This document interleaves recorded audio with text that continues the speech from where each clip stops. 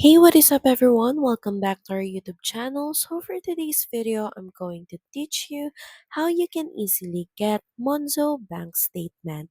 So all you have to do is head over to the Monzo app and make sure that you're logged into your account.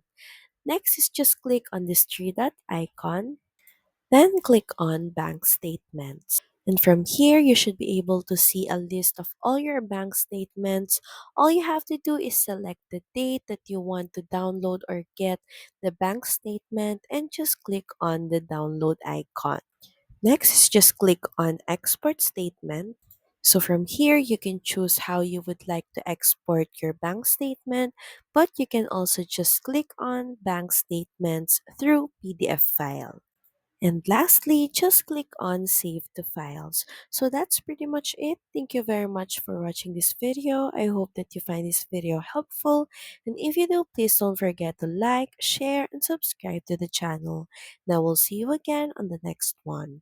Bye!